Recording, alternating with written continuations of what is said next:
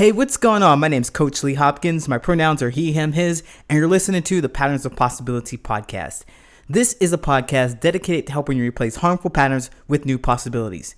In each episode, we'll explore topics that inspire you to be yourself, live your truth, and make lasting friendships. In this episode, I'm going to discuss what it means to be a competent communicator.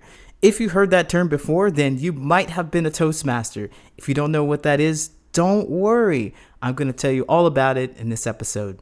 Are you ready? Let's go.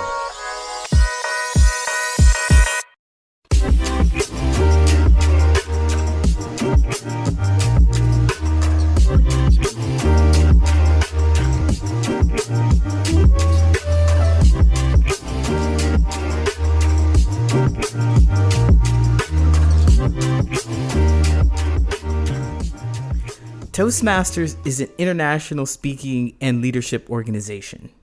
The organization boasts that you will become a better leader and speaker by following their curriculum, by practicing. So every 2 weeks or so, depending on your club, you'll meet with them for about an hour and a half. You'll practice some facet of speaking, leadership, or listening skills. And when you complete each part of the curriculum, you'll get an award. You'll get something to signify that you have completed it. In the very first 10 projects, when you complete those, you get a Competent Communicator Award. An award that says you are a speaker who can speak all the speakings. You see how well it worked for me?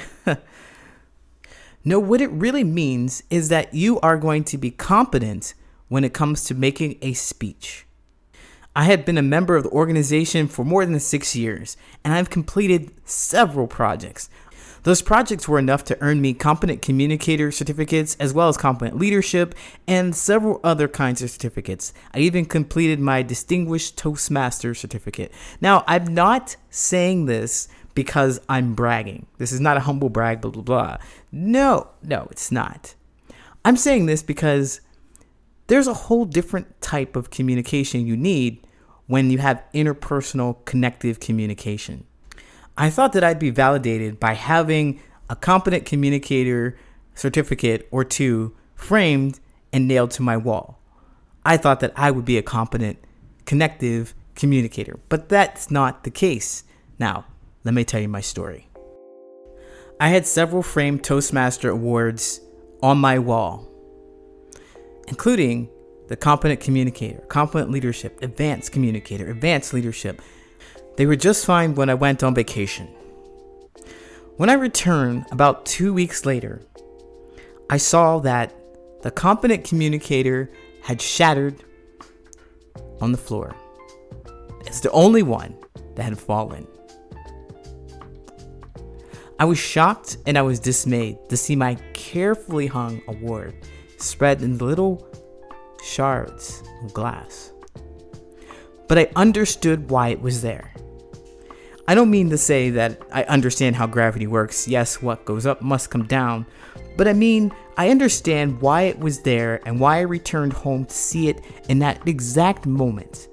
Because my actions during that vacation did not reflect what a competent communicator was supposed to be. As a competent communicator, I should be able to share my thoughts and feelings freely and connect with anyone. That's what I thought. That's what the award represented to me. But while I was on vacation, I had an opportunity to share an idea, but I was absolutely afraid to do it. I thought that I'd be laughed at and rejected. I was so self-conscious and so unsure that I didn't speak. What makes this worse is that we fear rejection from strangers and people that we don't know, but our closer friends. This was the person that I was afraid to be rejected by. If you can't speak your truth to your friends, then who can you speak it to? It was only a few days after the trip, when I was safe from total humiliation, rejection, and having someone laugh in my face, that I was able to express my idea to them. You see, it was after I came home, I saw the Competent Communicator Award shred to pieces on the floor, right where it belonged. Because I hadn't lived up to it, I thought, whoa, that put something in perspective for me there. If I can't speak about what's important to me and have it received by my friends, then what am I doing? But I didn't have the courage then. Hindsight is 2020, right? But I could still speak. I could still say something. I wasn't in close proximity with them, so the opportunity to be face to face had gone. But I could still talk to them. And I shared. And guess what? They didn't laugh. They were also relieved, but also regretful and embarrassed that I didn't express this idea before. I can laugh at this experience now, but I'd like to think that that Competent Communicator Award jumped off the wall just by itself. It's like, hey, Lee, I don't belong here. You're not doing it right. And I would agree. I always thought that I knew what to do when it comes to making friends. But many times, even though I had friends, I found myself very lonely. That's because I didn't know that I was doing this. Keeping myself from them. Hiding who I am. Hiding my thoughts and my feelings. Assuming that they're going to reject me for it. If you're hiding what's important to you around your close friends, I invite you to maybe reconsider why they're your close friends. I'll be right back with the Answer Reddit friendship advice question. This friendship advice question is called Becoming the Therapist Friend. Okay, so I'm a full-time remote psychology student, and I'm extremely passionate about helping people who are struggling. It's definitely something I want to build a career in, but I found a lot of my friends approach me with their problems and issues. It was fine at first, but being that I work full-time, on top of balancing remote schooling, it can be exhausting. I have really been struggling to set up boundaries with everyone. I know that I'm in a space where people feel comfortable about being vulnerable, but it really is taxing to deal with their issues all the time. Especially one of my friends. It seems like they're being super invasive of my personal life, and it makes me uncomfortable. I know they might not have the intentions I'm perceiving, but it feels like they want me to get the hint that they like me romantically. But I don't feel the same connection. It's possible that I need to work on my availability to build and maintain boundaries, but it gets hard from time to time. Any advice? Wow, this happens a lot when we have people who are the rock, the quote rock, the strong person of the friendship group who always seems to have the answers or to have insight for something. And we develop friendships with people like that who don't often show that they're vulnerable themselves.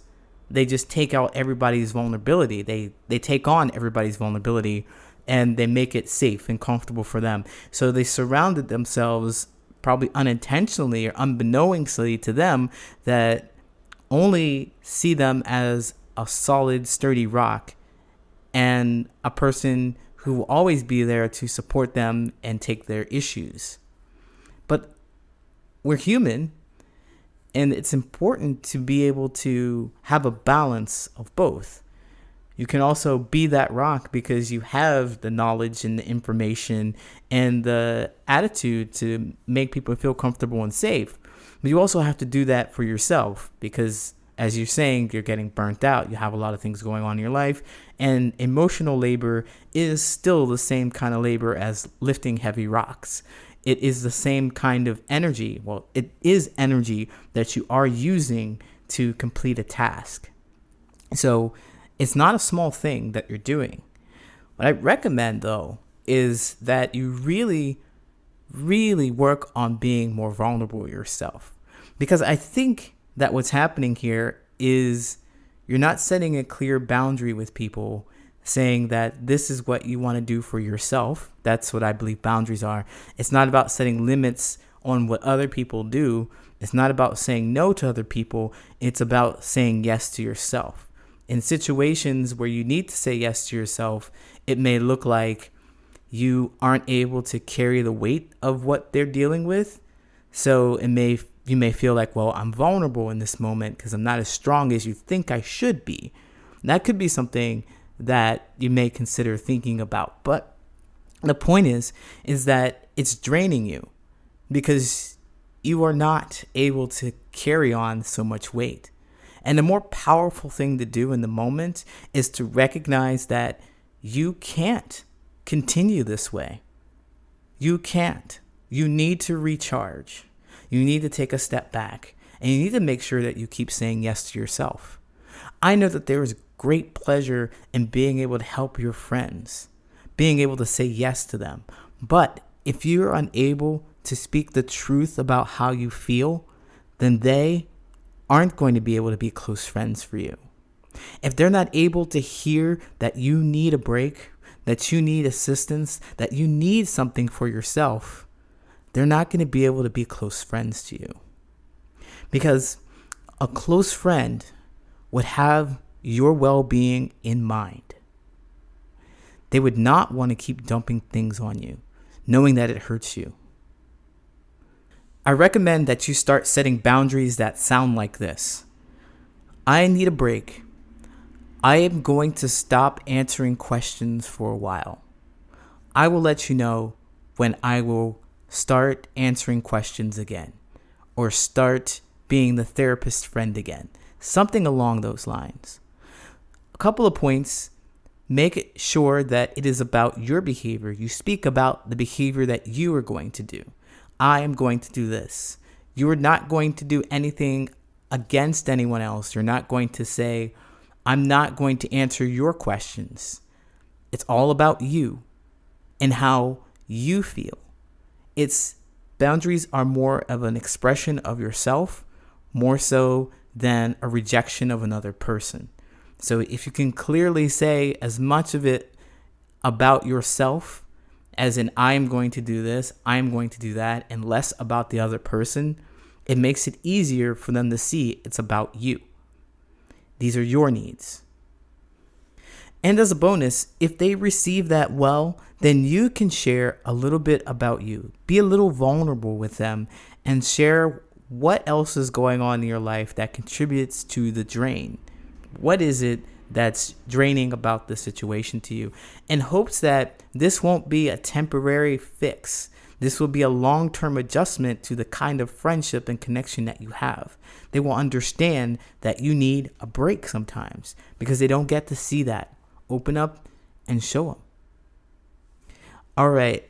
I thank you for asking the question. I know you didn't ask me to answer, but I did. And I hope that this helps you. Best of luck. Take care.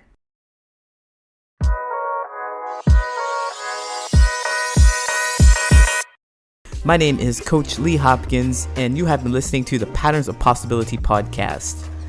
You can find me at patternsofpossibility.com and on all social media at Patterns of Possibility. And as always, I want to encourage you to be yourself, live your truth, and there you'll make lasting friendships.